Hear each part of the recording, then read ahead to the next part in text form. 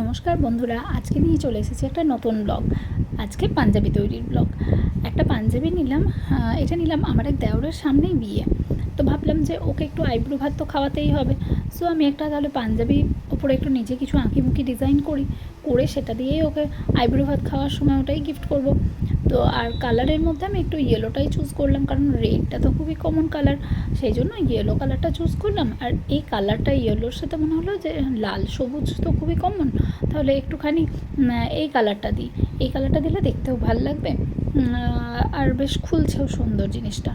আর তারপরে আমি design select করার জন্য আমাকে কিন্তু অনেকটাই খাটতে হয়েছে, মানে অনেকক্ষণ চিন্তা ভাবনা করে কি দেবো না দেবো, কারণ যেহেতু এটা আমার ফার্স্ট টাইম, আগে কখনোই করিনি, কীরকম হবে সেইটা ভেবে অনেকগুলো আমাকে ভিডিও ছবি সমস্ত কিছু দেখে ভাবলাম যে এই ডিজাইনটা দেওয়া যাক।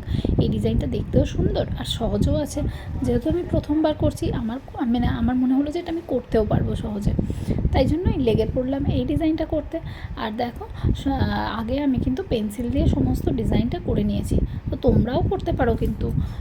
আগে আমার মতো পেন্সিল দিয়ে স্কেচ করে নিয়ে ভয় পাওয়ার কিচ্ছু নেই, খুবই ইজি কিন্তু ব্যাপারটা করার জন্য। তো সো এরকম যার মানে বাচ্চার জন্য, হাজব্যান্ডের জন্য, নিজেদের জন্য একটা তিনটে সেট বানিয়ে পরলেও খুব ভালো লাগবে। আমারও ইচ্ছা আছে যে আমি করব, আমার তো ছেলে নেই, কিন্তু আমার মেয়ের জন্য, আমার জন্য আর আমার হাজব্যান্ডের জন্য ভেবেছি একটা কম্বো সেট কিছু একটা বানাবো ম্যাচিং করে, তো সেটা আমরা পরবো।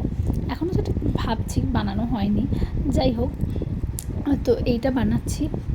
এটা আমি বেশ কিছুদিন আগে থেকেই বানাতে লেগেছিলাম, কারণ ভেবেছিলাম যে ওকে একটু তাড়াতাড়ি আইব্রু ভাতটা খাইয়ে দেবো, কিন্তু বিধি বাম হলে যা হয়, মাঝখানে তো আমাদের অ্যাক্সিডেন্ট হয়ে গেল, সেই কারণে তো সমস্ত কিছু রেডি করেও আমার তো সেই দেরিই হলো। যাই হোক, দেখো কলকাগুলো আমি এরকমভাবে পরপর করেছি, আর ভাবলাম যে একটু পদ্ম ফুল কলকা দিই, কারণ পদ্ম কলকাটা তো এখন সব কিছুতেই চলছে, মানে কলকার মধ্যে এখন পদ্ম কলকাটা ট্রেন্ডিং যাকে বলা যায়। সে বিয়ের কোণে সাজানো থেকে যে কোনো কিছু, তোমার মেহেন্দি পরা থেকে সব কিছুতেই কিন্তু পদ্ম একদম প্রথমের দিকেই আছে। সো আমি বা কেন পিছনে থাকি, আমিও দিয়ে দিলাম পদ্ম কলকাটা এর মধ্যে। আর তারপরে পদ্ম কলকাটাকে দিলাম ভরাট করে, তারপরে উপর নিচে এরকম হালকা করে একটু ডিজাইন দিয়ে রাখলাম। এরপরে আমি দেব আরও একটা ভরাট ডিজাইন, যেটা আমরা আগে আগে দেখতে পাবো। কিছুটা আমার মেয়ে আমাকে বললো যে মা তুমি এইরকম করে করো, ওরও বুদ্ধিটা একটু নিলাম, ওর কথা শুনে ভাবলাম যে ঠিক আছে, তাহলে আমি এরকম কলকা একটা দিই। আর দেখো, আমি কিন্তু ডাইরেক্ট কালারটা দিয়েই করেছি, কোনো মিডিয়াম আমি মেশাইনি। আর এই কালারটাও আমার ভালো ছিল, একটু তুলিটা টানতে প্রবলেম হচ্ছিল না, বা মিডিয়াম মেশানোর প্রয়োজন আমার তখন সেই জন্যই মনে হয়নি। তো সেই কারণে আমি মিডিয়াম মেশাইনি, হয়ে গেছে দিব্যি। আর মিডিয়াম সেই সময় আমার কাছে ছিলও না, তো সেই জন্যই আমি শুধু কালার দিয়েই করে নিয়েছি। আমার মনে হয় না যে কালারটা উঠে যাবে বা কোনো অসুবিধা হবে, কারণ আমি খুব ভালো করে শুকিয়েও নিয়েছি। আর আমি আগেও বেশ কিছু কয়েকটা ব্যাগ বানিয়েছিলাম, যেগুলো রেগুলার ইউজ হয়, কাঁচা হয়, কিন্তু সেই কালারগুলো ঠিকই আছে, কোনো অসুবিধা হয়নি, তাই এটাও আমার মনে হয় না যে উঠে যেতে পারে বলে। এরপরে আমি আবার এই হালকা কলকাটা দিয়েছি।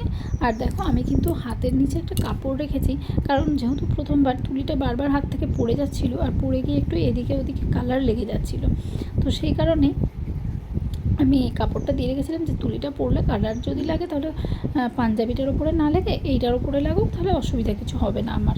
সেই কারণে আমি হাতের নিচে একটা কাপড় রেখে দিয়েছি। আর যখন এর নিচে কিন্তু আমি একটা মোটা কাগজও দিয়ে রেখেছি, কারণ এক্সেস যে কালারটা নিচের দিকে নামবে, সেই কালারটা যাতে পিছনের পাঞ্জাবির পিঠের দিকে না লেগে নোংরা করে ফেলে, তাই জন্য কাগজটা আমি রিমুভ করিনি, কাগজটা ওখানেই আছে আর ওইভাবেই চলছে।